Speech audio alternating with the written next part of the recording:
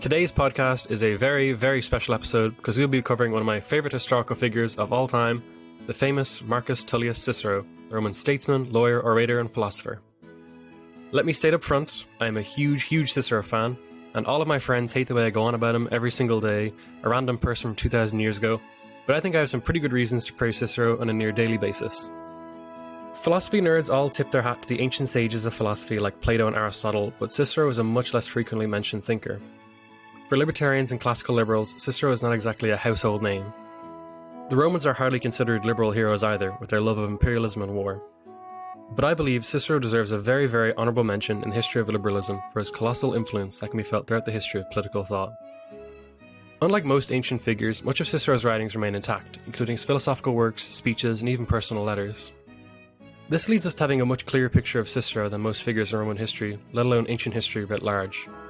Because of this, I have to warn you, this episode will not be a comprehensive account of Cicero's turbulent and long career. That would take a lot more than a crisp 20 minutes or so, and I like to at least try to keep things nice and short. So I'll be doing my best to summarise, and instead of talking for Cicero about hours on end, I'll keep it nice and short. Cicero was born in 106 BC in a hill town named Arpinum, around 60 miles southeast of Rome. He is born into a very wealthy family, with his father being a member of the Equestrian Order, a class of wealthy property-owning citizens of Rome, who did not have a particularly noble lineage but had the wealth to support an aristocratic lifestyle. Due to physical infirmities, Cicero's father could not pursue a career in politics and instead threw himself into studying to compensate for his lack of political prestige.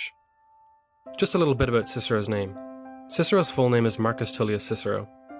Cicero is what the Romans called a cognomen, the third name of a citizen, usually kind of like a nickname. Cicero in fact means chickpea. This sounds quite odd, but many Romans had quite humble cognomens. For example, Catullus, the famous general Gaius Lucius Catullus meant puppy. The name chickpea might have originated with one of Cicero's ancestors having a cleft lip that looked like a chickpea, or his family may have made a good life for themselves selling chickpeas. Regardless, his name isn't exactly awe-inspiring, and later in life when Cicero entered politics, many of his friends told him to drop the nickname. Instead, Cicero decided he would make the nickname the greatest name in Roman history. From a very young age, chickpeas strive not only for greatness, but to be the very best. Cicero was given the best education money could buy, conversing with the best orators, poets, historians, and philosophers from Rome. As a child, he dreamed of climbing to the top of Roman political society, being elected a consul, the highest office in Rome. So he began the process of climbing what was called the cursus honorum, the career path of a Roman politician, beginning with military service. At the age of 17, Cicero began his military service during the Social War, a conflict between Rome and her former Italian allies, who wished to have more of a say in government. But Cicero was no soldier, and after 2 years of service, he left the military. Thankfully, Cicero avoided the subsequent civil wars between the two opposing factions led by Marius and Sulla. His experience with constant civil strife led Cicero early in life to see the value of peace, moderation, and harmony. It was a good thing he left the military. His talents lay in oratory, debate, and reasoning. Fighting was not his forte.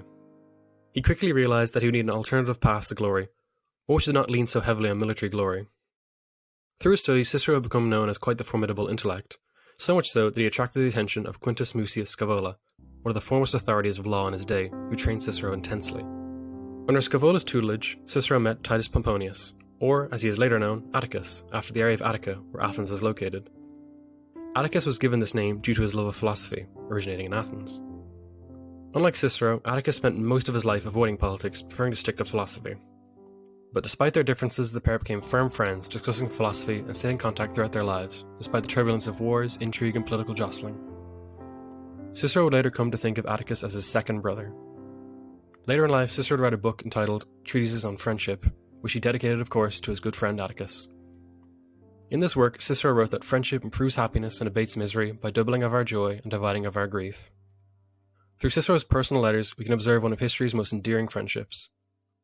Okay, enough gushing over their bromance. Back to Cicero. Cicero began his career in earnest as a lawyer sometime around 83 or 81 BC. His first high-profile case was the defense of a man named Sextius Roscus, who was accused of patricide, killing of one's father, a grave crime in Rome, an extremely patriarchal society. The supposed ancient punishment for patricide was to be stripped naked, beaten to a pulp, and then sewn into a leather sack containing a dog, a cock, a monkey, and a snake. I have no clue how all of these fit into a single sack, but regardless, you kind of get the point. This is an extremely controversial case to take on, especially so early in one's career. Even more so, because the man Cicero was defending was an enemy of Sulla, then the de facto dictator of Rome. It was a controversial topic and it meant opposing people in high places. Such a case could make or break Cicero's career. But through masterful oratory, Cicero prevailed and successfully defended Sextus, bringing him a great deal of fame and renown at the tender age of 26. After this controversial case, Cicero decided to travel to Greece, possibly to avoid any reprisals from Sulla, but also because of his love of philosophy. While in Greece, Cicero learned a huge amount about oratory, philosophy, and debate. Most importantly here, Cicero honed his sense of speaking style, which would become his greatest asset throughout his life. Not belonging to an especially noble family with a great and long lineage, Cicero would be considered an outsider in Roman politics. By 75 BC, Cicero was elected to the office of quaestor. He was one of the 20 officials that oversaw the finances of the Roman government. While in office, Cicero was in charge of the jurisdiction of Sicily. He earned a reputation as an honest man with a great deal of integrity, something quite rare at a time when the character of political life had become increasingly cynical and self-serving. A perfect example of this cynicism was Gaius Verres, who was a magistrate who had gained his position through bribery and while in office abused his power, enriching himself at the expense of the Sicilians he was supposed to be diligently serving. Because of his high standing amongst the Sicilians, Cicero was asked to help prosecute Verres for his abuse of power. Enriched at the expense of others, Verres bought the best legal team that money could buy, which included Quintus Hortensius, who was at the time considered the best lawyer and orator in Rome. Yet again, the odds were stacked against Cicero. He prepared diligently, writing several speeches covering every possible issue. And when the day finally came, Cicero gave his opening speech, which completely demolished any shred of credibility Verres had. The damage was so bad that according to Cicero's later writings, Hortensius did not even give a speech in reply, and instead advised Verres that he should go into voluntary exile to avoid prosecution. 9 days after Cicero's first speech, Verres left for Massalia, located today in France, where he lived for the rest of his days, never to return to Rome. Cicero's complete and unambiguous defeat of Verres made him into the leading orator of Rome, completely eclipsing the former prodigy Hortensius. Since Cicero had only gotten to deliver one of his many speeches, he decided to publish the rest to further cement his glory. By now, Cicero was called a novus homo, or a new man, meaning he was the first member of his family to serve in the Senate. In a world where familial connections dominated politics, Cicero was at a distinct disadvantage as his familial connections lacked any prestige, even though his family was wealthy. A new man entering the Senate was an extremely rare occurrence. Cicero was in fact the first in almost 30 years. At this point in history, Rome had been a republic since 509 BC after the overthrow of the last monarch of Rome, Lucius Tarquinius Superbus. Evolving over time, the Roman government came to have elected representatives, a separation of powers, a commitment to the rule of law, and a complex system of checks and balances in an attempt to ward off tyranny. When the founding fathers of America began thinking how to establish their own republic in the 18th century, they were keenly aware of the example of Rome. And it is no coincidence that the American system in many ways is inspired by the Romans' example. Checks and balances, separation of powers. Sounds pretty familiar. Importantly, Cicero believed all political power received its legitimacy from the people. Throughout his career, Cicero took the stance of a constitutionalist, preferring to protect the traditional liberty of Roman people. He dedicated himself to fighting against the demagogues of his day, while also attempting to preserve the Roman constitutional system, which he believed was the key to the Roman people's lasting liberty. To be frank, Cicero idealized the past for sure. It is hard to say exactly how great the so-called glory days of the Roman Republic actually were, but what is clear is that Cicero wanted a system committed to the rule of law and limits on power to protect the property and rights of Roman citizens. By Cicero's day, the republican system was waning and was beginning to crumble under intense political pressure due to the colossal size of the Roman Empire. Republican government made less and less sense in a state that no longer just ruled Italy, but the entire Mediterranean. By 63 BC, Cicero was elected as one of the two consuls of Rome, an extremely prestigious and powerful position at the top of the Roman political ladder. The main highlight of Cicero's time in office was dealing with the Catiline conspiracy. Lucius Sergius Cataline was a Roman aristocrat whose wealth had begun to decline rapidly. Worse yet, he ran against Cicero for office, taking out loans and hoping to repay them using the wealth in his newfound position. But Cicero won, and Cataline went deeply into debt. In debt and defeated, his political ambitions, Cataline had little to lose, and so along with a few other disgruntled senators, he began plotting a plan to overthrow the Roman government and implement his own plan of debt cancellation and the redistribution of land, two policies Cicero had vigorously opposed throughout his career. Cicero found out about Cataline's plan to murder him and other senators. After presenting his evidence to his fellow senators and delivering a convincing set of speeches on Cataline's guilt, martial law was declared, giving Cicero absolute power to deal with the issue as he saw fit. The leading conspirators were rounded up and were executed without any form of trial. Cicero convinced his fellow senators of the necessity of executing conspirators immediately, despite the opposition of senators including the famous Julius Caesar. With the conspirators dead, Cicero was celebrated as a hero and was given the honorific title Pater Patriae, Father of the Fatherland. This was the peak of Cicero's career, and from here on out, almost inevitably, it took a downward trajectory. Despite his actions and widespread popularity, Cicero felt quite uneasy about executing citizens without trial, even in extreme circumstances. He worried that in the future, his actions might have consequences.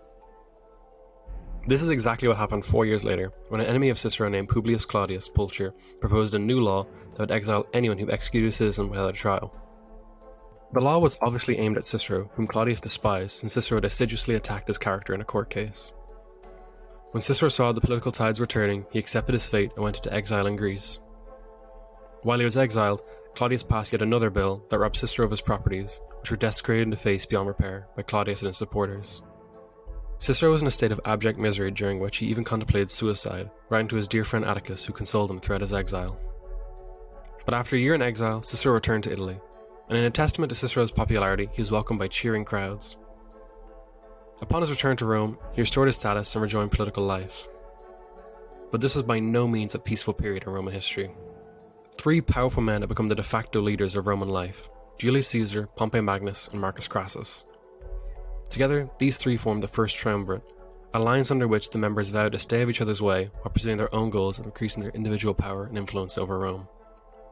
But when one of the members of the Triumvirate, Crassus, died in 53 BC while invading the Parthian Empire, Julius and Pompey Magnus eventually came into conflict without a third to balance them out.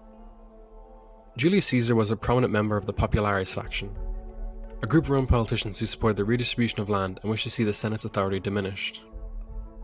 Caesar, while serving as a governor, invaded Gaul and Britannia without consent from the Senate. His campaigns were completely illegal but were massive successes, with him defeating his enemies and capturing colossal masses of wealth and slaves. Once Caesar returned to Rome and was out of office, he would lose his immunity and be prosecuted by the Senate for starting a war without their consent. The Senate commanded Caesar to disband his army and return to Rome, but fearing prosecution at the hands of the Senate for his crimes, Caesar famously crossed the Rubicon River. Refusing to back down, he marched on Rome with a loyal army of veterans behind him. Completely flabbergasted and unprepared for Caesar, the Senate floundered. Those loyal to the Republic fled Italy, along with Pompey, their new commander-in-chief. Caesar had committed all kinds of atrocities among the tribes of Gaul. Senators feared he would be just as bloodthirsty in a battle against fellow Romans.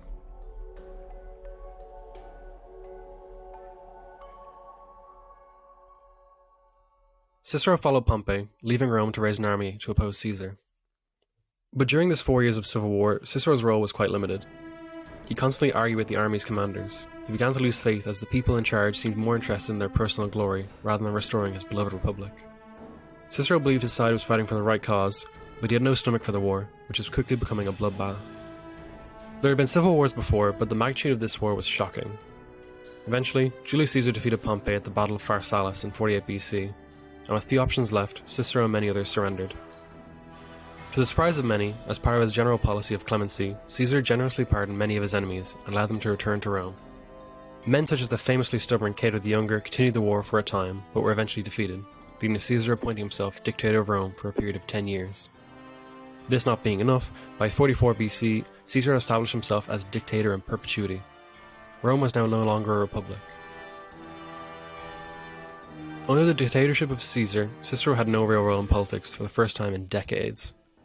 Distraught, Cicero turned to writing philosophy in an attempt to occupy himself. If there is one good thing to come from Julius Caesar, it is that it gave time for Cicero to write down his thoughts on how the state ought to be, a gift to later generations. But Caesar could not stay in power forever. A conspiracy was hatched between senators who brutally stabbed Caesar to death. Though Cicero had not been involved in the conspiracy, he did not oppose Caesar's assassination. But with Caesar dead, his former right-hand man Mark Antony rose to power, and for a time, Cicero and Mark Antony were the 2 leading figures in Rome. Cicero refused to hide his disdain for Mark Antony, who was an unabashed populist, formally aligning himself with Cicero's arch-rival Clodius. Cicero saw Mark Antony as a new dictatorial threat to the delicately re-established republic. At this time, Cicero held a large degree of popular support as a moderating figure, attempting to establish harmony to maintain the delicate balance. But then, Caesar's adoptive heir Octavian entered the fray. We now know Octavian as Augustus, the first emperor of Rome. Cicero delivered a set of devastating speeches named the Philippics, where he brutally attacked Mark Antony and urged the Senate to label him as an enemy of the state. And though he gained a large amount of support from the Senate, Augustus, Mark Antony, and another powerful figure named Lentipus cemented a new alliance, forming the Second Triumvirate. Immediately, they set out their plan in motion and published a list of their enemies who were to be executed. Cicero, for his republican values and his opposition to Antony, was included in the list of those doomed to die. Deeply offended by Cicero's damning speeches, it is no surprise that Mark Antony had him at the top of his hit list. In yet another testament to his popularity, many lied about Cicero's whereabouts or said that they had not seen him, but eventually Cicero was caught attempting to board a ship in vain to escape Italy. Cornered, Cicero accepted his fate bravely, extending his neck and getting one last insult in, mocking his killers by saying, "There's nothing proper about what you're doing, soldier, but do try to kill me properly." His hands, head and tongue were cut off and displayed in the middle of Rome for all to see, showing just how much Antony hated him. One story from a Roman historian records Antony's wife taking Cicero's head, cutting out his tongue, and stabbing it repeatedly with a hairpin. With Cicero dead, the Republic did not last, and eventually Augustus prevailed, establishing the Roman Empire, not headed by elected representatives, but instead by one almighty emperor. But the name Cicero lived on, and he is still greatly respected, even by his enemies. Years after Cicero's death, Augustus stumbled upon one of his grandsons reading one of Cicero's books. The boy, knowing that Cicero had been an enemy to Augustus, tried his best to hide the work, but Augustus took the book from his hands and read it for a while. He then handed it back to the scared child and said, "A learned man, my child, a learned man and a lover of his country." Such was the reputation of Cicero, that even those who opposed him saw his brilliance. Later, the Roman writer Quintilian wrote, "The name of Cicero has come to be regarded not the name of a man, but of eloquence itself." So, Cicero failed in preserving his beloved republic, but does that mean he was a failure? In my opinion, not by a long shot. There's an old saying that victors write history, and while there's some element of truth to this adage, the victors do not always emerge as the heroes respected by observers of the past. Cicero has been admired throughout the ages, and to prove my point, let's just look at one of Cicero's many books, De Officiis, or in English, On Duties, a moral treatise written by Cicero toward the end of his life. Early Christian thinkers such as the church father Augustine was a huge fan of Cicero, so much so, his detractors would say he is more of a Ciceronian than a Christian. In the medieval ages to today, we have hundreds of handwritten copies of De Officiis, a testament to Cicero's popularity as a moral thinker.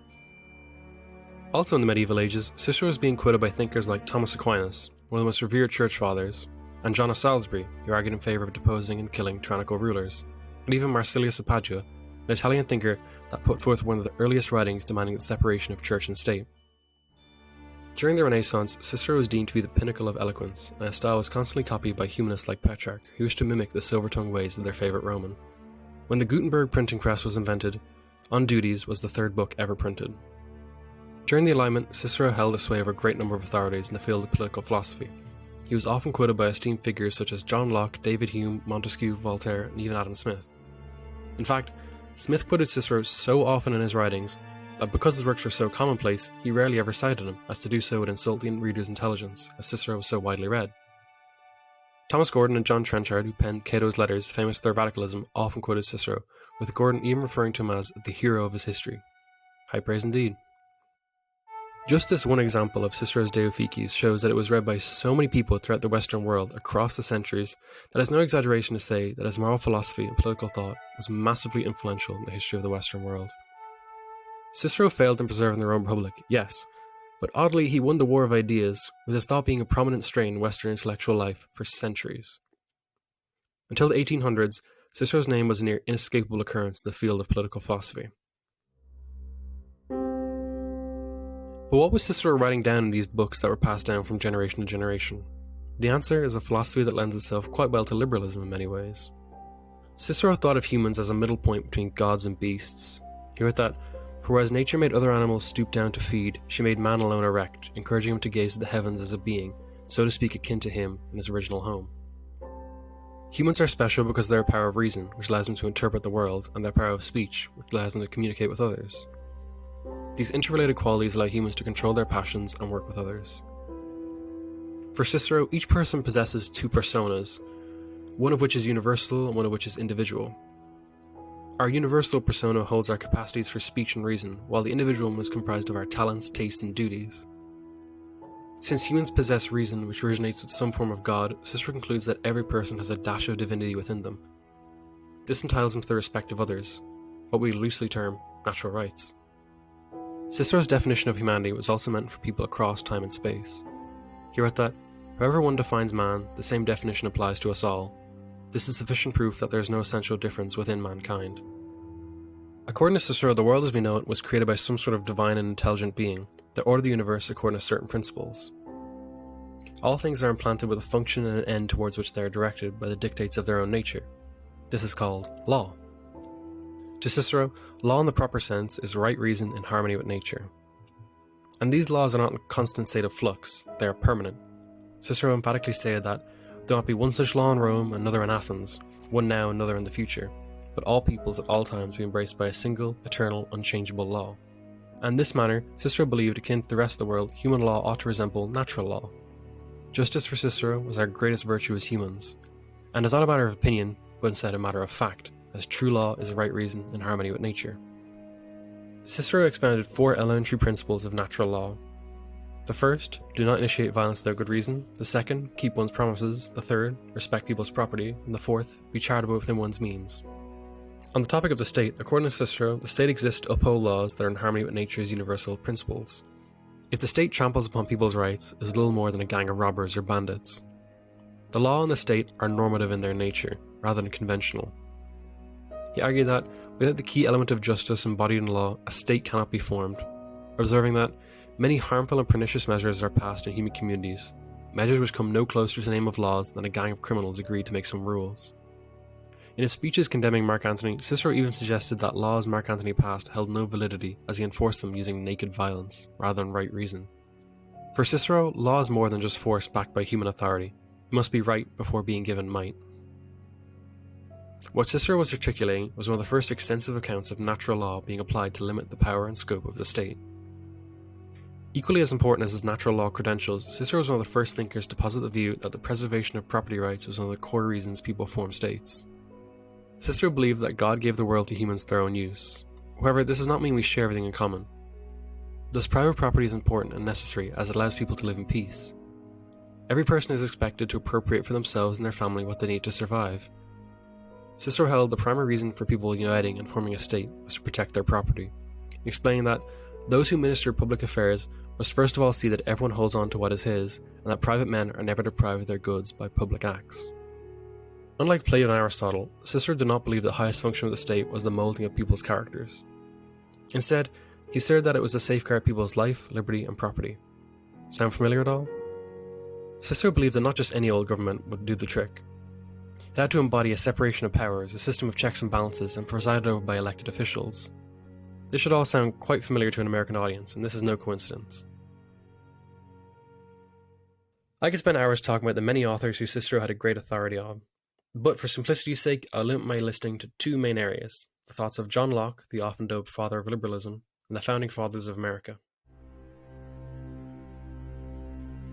In Locke's day, most educated men learned Latin, and to learn the most eloquent Latin, there was no better source than the good old Cicero. And Locke, like many, greatly admired Cicero. But Locke's admiration ran extremely deep. From a young age, Locke was often quoting Cicero in his personal letters, and by the time of Locke's death, he had 9 different editions of De Officiis in his personal library. Locke even strenuously attempted to establish a coherent chronology of Cicero's life, a project Locke only attempted with one other historical figure, Jesus Christ. In 1693, when Locke wrote some thoughts concerning education, he explained that 2 books should be given to children to learn proper moral conduct: the Bible and Ciceros De Officiis. So it comes as no surprise that when Locke wrote his extremely influential 2 treatises on government, the philosophy of Cicero can be felt at every turn. Both argued natural law was the yardstick by which the state's legitimacy ought to be measured. Both believed private property was the primary reason people formed a state. Both argued in favour of republican systems of government, and lastly, both supported opposing tyrants who had breached the rules of natural law. When Locke published his 2 treatises on government, the epigraph was, of course, a Cicero quote that read, "Salus populi suprema lex esto," or in English, "Let the welfare of the people be the ultimate law," which some listeners will recognise as the motto of the state of Missouri today. This leads us to the Founding Fathers, who were avid fans of Locke, but many also read and admired Cicero. The curriculum in American schools for many of the founders centered around learning Latin and Greek. And if one wanted to learn Latin, they had to read Cicero and a whole host of other Roman classical authors. By 1776, of the 9 colleges in colonial America, all had similar entry requirements: the ability to read Cicero and Virgil in Latin and the New Testament in Greek. For example, to attend Harvard, John Adams, and Alexander Hamilton were required to translate some Cicero. For the first 50 years of the American Republic, nearly every educated American would have had to read some form of Cicero. There was no greater admirer of Cicero than John Adams, who, as a fellow lawyer, saw Cicero as the ultimate role model. Lavishing praise upon Cicero, Adams wrote that all the ages of the world have not produced a greater statesman and philosopher united in the same character. His authority should have great weight. I agree. But Adams was no lone admirer. When drafting the Declaration of Independence, Thomas Jefferson was inspired by books that he referred to as the elementary books of public right, and of course, he included the works of Cicero. During the Revolutionary period, when giving rousing speeches was needed more than ever, many studied Cicero's speeches, who was second to none but the famous Athenian orator Demosthenes. Cicero was admired because he did not just write about politics, but immersed himself wholly in it. Everything he said was backed by his own harsh life experience, meaning that his words carried much more weight than armchair philosophers. Cicero was constantly quoted, evoked, and admired throughout the American Revolution as a genius of oratory, a Republican hero, and most of all, a lover of liberty.